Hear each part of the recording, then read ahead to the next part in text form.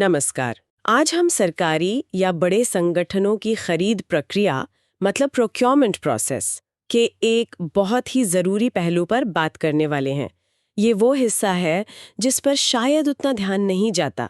विनिर्देश और संबद्ध तकनीकी विवरण यानी specifications and allied technical particulars. हमारे पास जो जानकारी है वो इस पूरी प्रक्रिया के नियम और दिशा निर्देश बताती है। तो आज हम क्या समझने की कोशिश कर रहे हैं? हम ये देख रहे हैं कि किसी भी सामान या सेवा को खरीदने के लिए उसकी एकदम सटीक ज़रूरतें कैसे तय की जाती हैं, ताकि पूरी प्रक्रिया निष्पक्ष हो, कंपटीशन हो और हाँ, असरदार भी हो। ये सिर्फ नियम नहीं है, बल्कि ये तरीके हैं जिनसे पक्का होता है कि सही चीज़ सही ढंग से खरीदी जाए। तो चलिए शुरू करते हैं।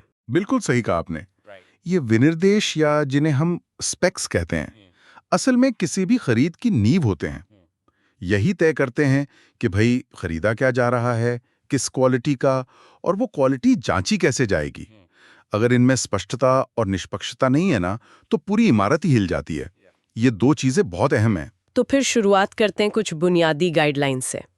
स्रोत बताते हैं कि स्पेसिफिकेशंस बिल्कुल साफ मतलब क्लियर होने चाहिए और व्यापक हों, लेकिन ऐसे ना हो कि किसी एक को ही फायदा पहुंचाए, मतलब प्रतिबंधात्मक ना हो। हाँ, इसका मतलब ये है कि आपको ठीक-ठीक बताना है कि क्या चाहिए, पर इतना भी नहीं कि सिर्फ एक दो कंपनियां ही वो दे सकें। जैसे जरूरत से ज्यादा कैपेसिटी या फालतू के फीचर्स बताने से बचना चाहिए। इससे क्या होता है? लागत बढ़ जाती होगी। लागत बढ़ जाती है और कंपटीशन कम हो जाता है। और हाँ, ये भी देखना जरूरी है कि जो भी नियम कानून है उनका पालन हो। टेक्नोलॉजी लेटेस्ट हो, पर ऐसी भी ना हो जो अभी साबित ही ना हुई हो। और हाँ, पुरानी आउटडेटेड चीजें खरीदने से बचना चाहिए। सबसे जरूरी बात, स्पेसिफिकेशंस लिखते समय किसी खास मेक, मॉडल या ब्रांड का नाम नहीं लेना चाहिए। बिल्कुल न्यूट्रल रहना है। ताकि सबको बराबर मौका मिले। बिल्कुल। तभी तो प्रक्रिया निष्पक्ष कहलाएगी। बिल्कुल। एक चीज जिस पर स्रोत काफी जोर दे रहे हैं वो है ऊर्जा दक्षता, एनर्जी एफिशिएंसी। ये आजकल बहुत जरूरी भी है। हाँ, ये बहुत महत्वपूर्ण है। स्रोत साफ कहते हैं कि स्पेक्स में एनर्जी एफिशिएंसी का ध्यान रखना ही है। इसमें सिर्फ बिजली की बचत नहीं, बल्कि जैसे ईंधन की कम खपत, पर्यावरण के लिए अच्छी सामग्री, कम रख रखाव लागत, ये सब चीजें भी आ जाती हैं। और इसी से जुड़ा है ब्यूरो ऑफ एनर्जी एफिशिएंसी, यानी BEE। हाँ, BEE जो 2001 के एनर्जी कंजर्वेशन एक्ट के तहत बना था। बिल्कुल, इसका मकसद ही यही है कि भारत में ऊर्जा की खपत कम हो। और इनका वो स्टार लेबलिंग प्रोग्राम है ना, जो हम फ्रेज एसी पे देखते हैं। हाँ, वही ये स्टार लेबलिंग जो 2006 में शुरू हुई थी, हमें और संगठनों को ये समझने में मदद करती है कि कौन सा उपकरण कितनी बिजली खाएगा। स्रोत कुछ उपकरणों के लिए तो न्यूनतम स्टार रेटिंग भी बताते हैं। अच्छा। जैसे जैसे स्प्लिट एसी और विंडो एसी, दोनों के लिए 5 स्टार। LED लैंप और सीलिंग फैन के लिए भी 5 स्टार। फ्रॉस्ट फ्री रेफ्रिजरेटर के लिए 4 स्टार और डिस्ट्रीब्यूशन ट्रांसफार्मर के लिए कम से कम 3 स्टार। तो मतलब ये एक तरह से जरूरी है। हाँ, स्रोत तो ये भी कहते हैं कि अनेक्षर 41 में जो उपकरण लिस्टेड हैं, उनके लिए तो कोशिश यही होनी चाहिए कि 4 या 5 स्टार रेटिंग वाले ही खरीदे जाएं। अब देखिए, ये सिर्फ नियम का पालन नहीं है, ये सोच में बदलाव है। सिर्फ शुरू की कीमत मत देखो, बल्कि चीज की पूरी लाइफ की कॉस्ट देखो। हो सकता है 5 स्टार वाला एसी शुरू में थोड़ा महंगा हो, पर लंबे समय में बिजली बचाएगा, रखरखाव कम मांगेगा। हाँ, ये बात तो है, लंबे समय में फायदा। बिल्कुल, और पर्यावरण के लिए भी अच्छा है। ठीक है, लेकिन कई बार विनिर्देशों में भाषा थोड़ी गोलमोल हो जाती है। जैसे लिख दिया बेस्ट क्वालिटी। स्रोत उस बारे में क्या कहते हैं? हाँ, ये बहुत आम समस्या है। स्रोत कहते हैं कि बेस्ट क्वालिटी या कमर्शियल क्वालिटी जैसे शब्दों से बचना चाहिए। क्यों? क्योंकि ये सब्जेक्टिव हैं। मेरे लिए जो बेस्ट है जरूरी नहीं है आपके लिए भी हो। हम्म। इसकी जगह विनिर्देशों में क्वांटिटेटिव और मेजरेबल पैरामीटर होने चाहिए। मतलब ऐसी चीजें जिन्हें आप नाप सकें, अंकों में बता सकें। जैसे साइज, वजन, कैपेसिटी। हाँ, बिल्कुल। साइज, वजन, कैपेसिटी, परफॉर्मेंस का लेवल, टॉलरेंस लिमिट, ये सब जिन्हें ठीक ठीक मापा जा सके। और इन पैरामीटर्स के लिए स्टैंडर्ड्स कहाँ से आएंगे? देखिए, पहली प्राथमिकता तो हमेशा ब्यूरो ऑफ इंडियन स्टैंडर्ड्स यानी BIS के मानकों को देनी चाहिए, या फिर कोई और मान्यता प्राप्त भारतीय मानक। अगर किसी चीज के लिए भारतीय मानक है ही नहीं, तब आप अंतर्राष्ट्रीय मानकों का जिक्र कर सकते हैं। जैसे ब्रिटिश स्टैंडर्ड्स या जर्मन VDE डीन मानक, या फिर ISO के मानक। और सारी मापें डायमेंशंस ऐसा यूनिट्स में होनी चाहिए, मीटर, किलोग्राम, सेकंड वगैरह। हाँ, कभी-कभी अगर इंडस्ट्री में चलन है तो समझने के लिए ब्रैकेट में एफपीएस यूनिट्स मतलब फुट पाउंड सेकंड लिख सकते हैं। लेकिन मान लीजिए कोई बिल्कुल नई चीज है या बहुत ही खास जिसके लिए कोई स्टैंडर्ड बना ही नहीं है, तब क्या? ये एक अच्छा सवाल है। ऐसी स्थिति में जहां कोई स्टैंडर्ड नहीं है, पारदर्शिता बनाए रखने के लिए एक अलग तरीका अपनाने की सलाह दी जाती है। संगठन एक ड्राफ्ट स्पेसिफिकेशन बना सकता है। एक कच्चा खाका। हाँ, एक तरह से। और उसे या तो पब्लिक कर सकता है या जो संभावित बोली लगाने वाले हैं उनको भेजकर उनकी राय, उनके कमेंट्स मांग सकता है। उन कमेंट्स के आधार पर फिर फाइनल स्पेसिफिकेशन तैयार किया जाता है।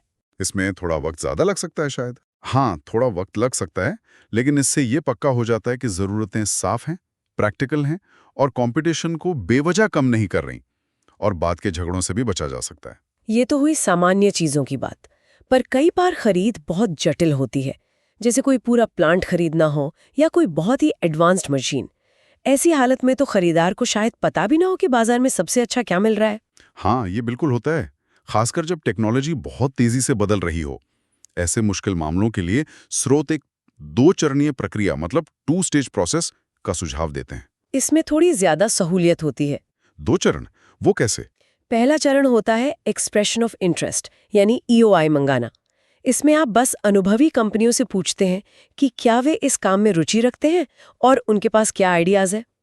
कोई डिटेल्ड बोली नहीं मांगी जाती। अच्छा, सिर्फ रुचि जानना। हाँ, फिर ईओआई के जवाबों के आधार पर कुछ चुनी हुई फर्मों के साथ डिटेल्ड टेक्निकल बातचीत होती है। इन बातों से संगठन को समझ आता है कि क्या-क्या संभव है और वो अपनी ज़रूरतें और बेहतर तरीके से बता पाता है। फिर इन चर्चाओं के आधार पर फाइनल टेक्निकल स्पेसिफिकेशंस और मूल्यांकन के क्राइटेरिया तय होते हैं। और फिर दूसरे चरण में बोली मंगाई जाती है। हाँ, फिर दूसरे चरण में सिर्फ उन्हीं फर्मों से उन्हीं फाइनल स्पेसिफिकेशंस के आधार पर टेक्निकल और कमर्शियल बोलियां मंगाई जाती हैं। तो ये एक तरह से बाजार की एक्सपर्टीज का फायदा उठाना हुआ ताकि आप सही चीज मांगे। बिल्कुल। ये तब बहुत काम आता है जब ज़रूरतें कॉम्प्लेक्स हों, टेक्नोलॉजी नहीं हो या कई सारे ऑप्शन मौजूद हों। इससे पक्का होता है कि फाइनल स्पेक्स प्रैक्टिकल हों, कॉम्पिटिटिव हों और ज़रूरत को पूरा करते हों।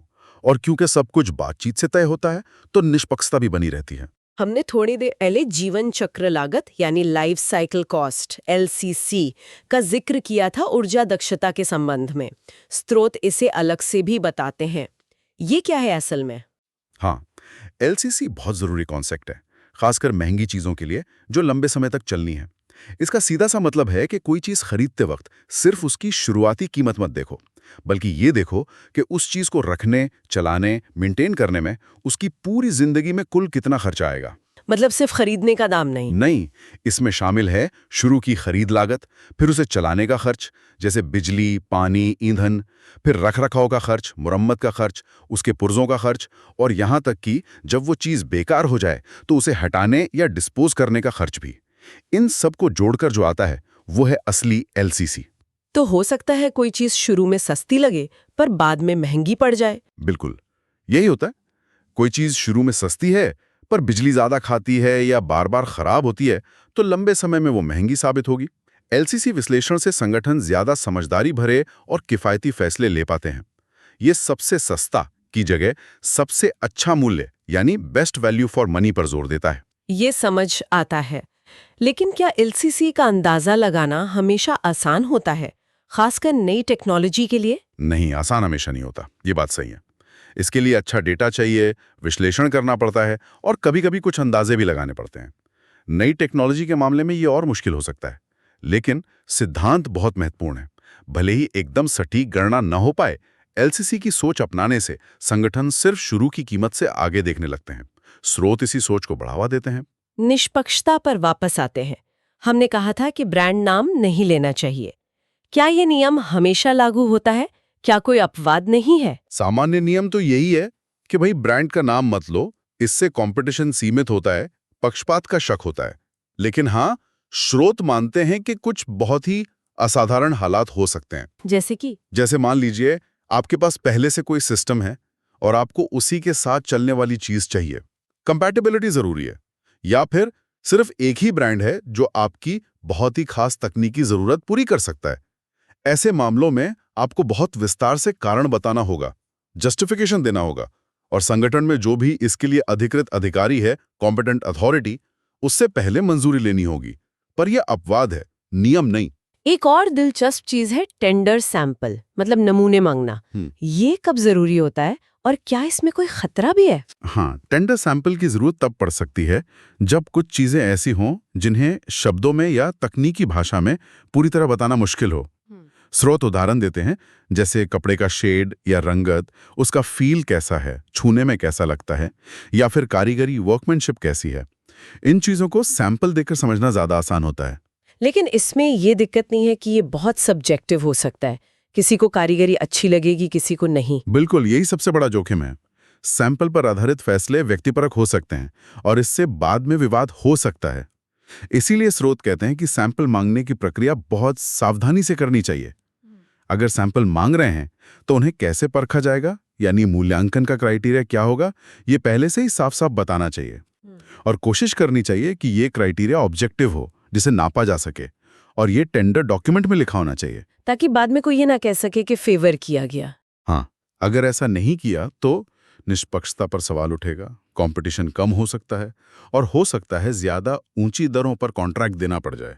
तो सैंपल तभी मांगें जब बहुत जरूरी हो और जांचने का तरीका बिल्कुल पारदर्शी हो। आखिर में स्रोत उन जरूरी तकनीकी चीजों की एक लंबी लिस्ट देते हैं जो टेंडर डॉक्यूमेंट में होनी ही चाहिए, ताकि कोई कंफ्यूजन ना रहे।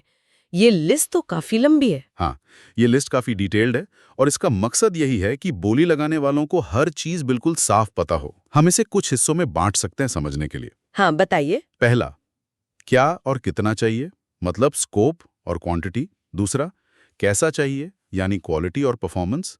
इसमें detailed specifications, performance standards, guarantee, technical बातें, अगर जरूरी हो तो ड्राइंग्स, ये सब आ जाता है। तीसरा हिस्सा है क्वालिटी, सेफ्टी और नियमों का पालन। इसमें बहुत कुछ है, जैसे ISO सर्टिफिकेट चाहिए या नहीं, इंस्पेक्शन कैसे होगा, सर्टिफिकेट ऑफ कंफर्मिटी चाहिए या नहीं, कोई खास टेस्ट या टाइप टेस्ट सर्टिफिकेट चाहिए क्या। फिर कानूनी ज़रूरतों का सबूत, जैसे पोल्यूशन कंट्रोल या नॉइज़ लेवल के नियम माने गए हैं या नहीं, कहीं PSO लाइसेंस या DGMS अप्रूवल तो नहीं चाहिए। ट्रेडमार्क रजिस्ट्रेशन की बात भी हो सकती है। चौथा हिस्सा है प्रैक्टिकल चीज़ें, जैसे पैकिंग और मार्किंग कैसे करनी है, वारंटी कितनी और कैसी होगी, और अगर ज़रूरी है तो installation, commissioning, training, after sale service, इन सब का जिक्र। और पांचवा, अगर सैंपल चाहिए तो सैंपल अप्रूवल की प्रक्रिया क्या होगी। वाकई ये तो बहुत सारी चीजें हैं। इतनी सारी जानकारी को मैनेज करना, खासकर जब बहुत सारे आइटम्स हों, मुश्किल हो सकता है। यहीं पर वो टेक्निकल पैरामीटर शीट यानी TPS काम आती है ना? हाँ बिल्कुल, TPS इसी मुश्किल का हल है। ये बेसिकली एक स्टैंडर्ड फॉर्मेट है, एक स्ट्रक्चर्ड फॉर्मेट। आमतौर पर टेक्निकल डिपार्टमेंट इसे एक्सेल में बनाता है। इसमें टेंडर के हर आइटम के लिए सारे जरूरी टेक्निकल स्पेक्स, क्वालिफिकेशन क्राइटेरिया और दूसरे पैरामीटर एक टेबल की शक्ल में होते हैं। बोली लगाने वालों को ये शीट भरकर अपनी बोली के साथ देनी होती है। और इसका फायदा क्या है? सबसे बड़ा फायदा है स्टैंडर्डाइजेशन, मतलब मानकीकरण। TPS से ये पक्का होता है कि सारी बोलियों का टेक्निकल मूल्यांकन एक ही तरीके से हो, लगातार और ऑब्जेक्टिव तरीके से। इससे अलग-अलग बोलियों की तुलना करना बहुत आसान हो जाता है, खासकर जब आइटम बहुत सारे हों या स्पेक्स मुश्किल हों। मूल्यांकन तेज होता है, ज्यादा पारदर्शी होता है। स्रोत ये भी कहते हैं कि अगर कोई बोली लगाने वाला TPS में किसी जरूरी चीज की जानकारी नहीं भरता है, तो उस आइटम के लिए उसकी बोली को टेक्निकली रिजेक्ट भी किया जा सकता है। अच्छा। और अंत में जवाबदेही के लिए जो टेक्निकल हेड होता है, उसे सर्टिफाई करना पड़ता है कि हाँ, सारे जरूरी पैरामीटर्स TPS में थे और मूल्यांकन उन्हीं के आधार पर हुआ है। ये पूरी प्रक्रिया नियमों का पालन और निष्पक्षता पर ही केंद्रित है। तो इस पूरी बातचीत से हम क्या समझे? हमने देखा कि ये जो स्पेसिफिकेशंस तय करने का काम है, ये कोई आसान काम नहीं है। ये एक बहुत ही ध्यान से करने वाली और अक्सर जटिल प्रक्रिया है। इसमें कई चीजों का संतुलन बनाना पड़ता है। बातें साफ हों, कंपटीशन बना रहे, लागत सही हो, सिर्फ शुरू की नहीं बल्कि पूरी लाइफ साइकिल कॉस्ट, क्वालिटी अच्छी हो, एनर्जी एफिशिएंसी जैसे नए मानकों का ध्यान रखा जाए और सारे नियम कानून माने जाएं। ये सिर्फ कुछ खरीदना भर नहीं है, बल्कि सही तरीके से, सही दाम पर, सही स्टैंडर्ड के हिसाब से खरीदना है, ताकि पैसे का सही इस्तेमाल हो। बिल्कुल सही कहा आपने। ये सारी प्रक्रियाएं, चाहे वो बुनियादी गाइडलाइंस हों या एनर्जी एफिशिएंसी पर जोर या स्टैंडर्डाइजेशन या फिर वो 2 चरणीय प्रक्रिया LCC एनालिसिस और डिटेल TPS, ये सब बहुत ज़रूरी हैं। लेकिन यहाँ एक सवाल सोचने लायक है।